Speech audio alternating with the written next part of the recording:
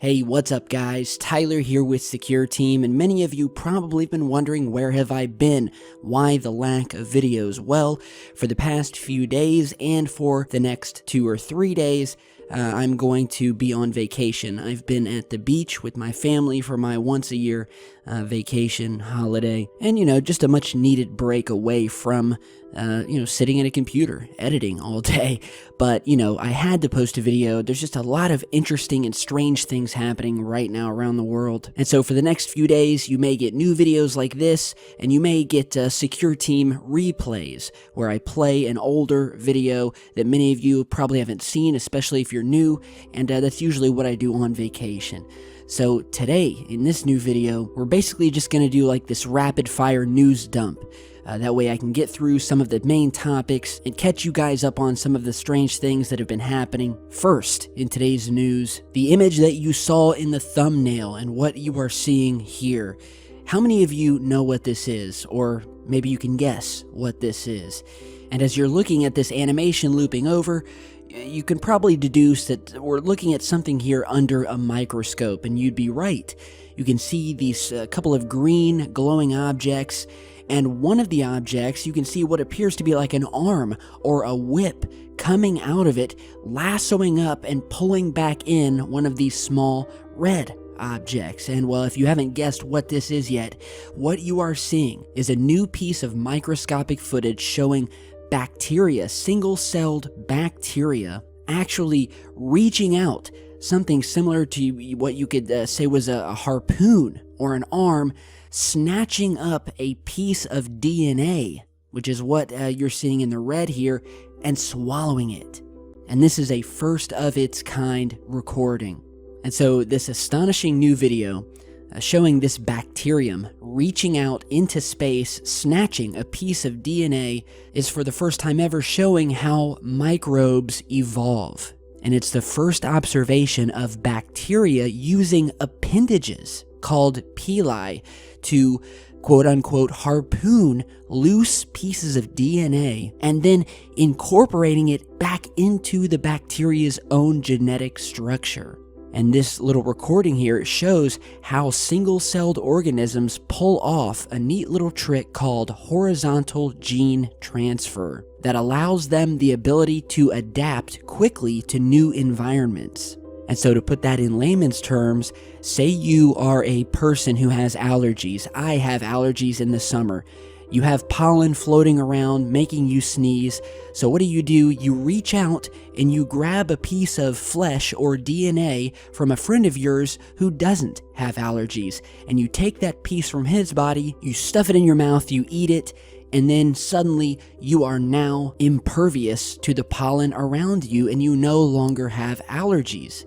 And that is exactly what is happening here with this bacteria snatching a piece of stray DNA in order to grow and evolve. And so in this new experiment, they took this dye, this green dye that caused this bacterium to glow under the microscope, and they used this other dye to make the DNA, just stray pieces of DNA that you're seeing as these small little red spots, and they sat it in a petri dish next to the bacteria. They added the DNA, and they were amazed to see this arm-like appendage begin snatching up these DNA pieces, pulling it back and devouring it, making the DNA a part of the bacterium.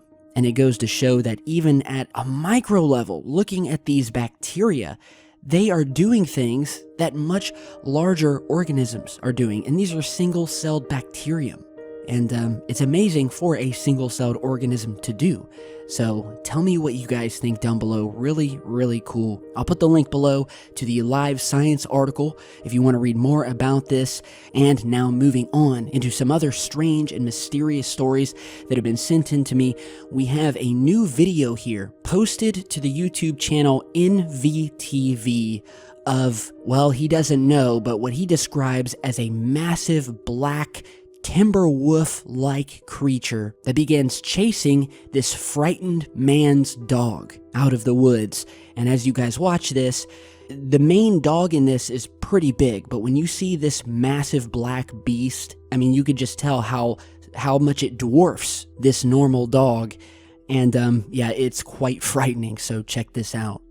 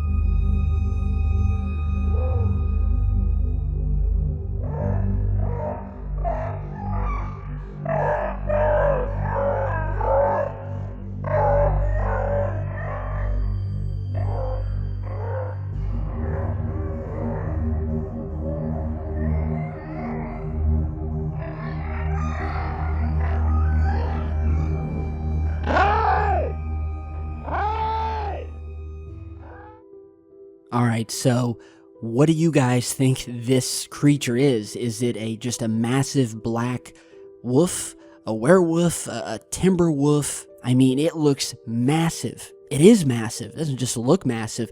I mean, look how giant this thing is as it leaps out after this, this other big dog. Now here you're seeing some photos from Google of other timber wolves that, this may be what we're seeing here. I don't know. But do timber wolves get this big? Do we have some people out here in the comments that are familiar with timber wolves or live in an area that has these things? I know that they can get pretty big, and whether this is what that is or isn't, it's amazing footage, and it truly is frightening to watch sitting here from my chair. So kudos to NVTV. Be sure to head over, check out his original video, throw him a like, show him some love, and if he gets any more footage, we'll be happy to feature it here. And I'll put the link to his channel down below. Now, speaking of strange creatures, I'm at the ocean, and this new piece of video links directly to that, although this was taken out of China after a fish or whatever it is, something that's never been seen before, was pulled out from the shore, what they're describing as a fish with a pigeon's head. And as strange as that sounds, well, here, I'll go ahead and play the video.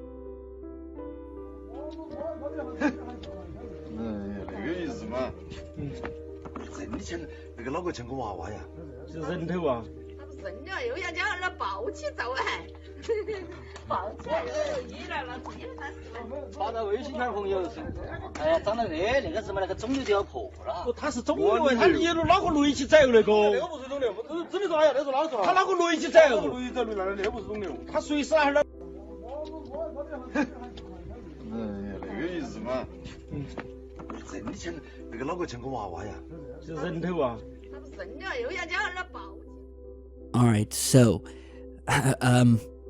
obviously this is some sort of mutant fish. It was discovered by a Chinese fisherman who caught the fish, with the footage showing how the angler reeled in a large and highly unusual fish with this bulbous, pigeon-shaped head. Stunned onlookers taking pictures and looking at the unique bird-like creature on their phone.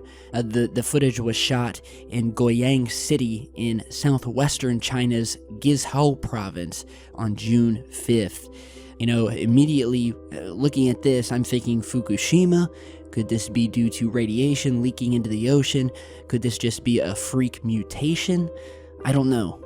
But it truly is freaky. And you know what this immediately reminded me of was a past video I posted about these fish that were being discovered that looked like, in all appearances, a normal fish. But when you open their mouths, they had what look almost identical to a set of human teeth. And if you've never seen these photos before, I mean, they're truly creepy. I mean, that's the best word to describe it. And suffice it to say, these things bite. And yeah, we featured them in a video maybe a year or two back, couple of years probably, and it was later discovered that this is a fish known as a pacu, and it's native to South America and a relative of the piranha, which many of you know, with the razor-sharp teeth.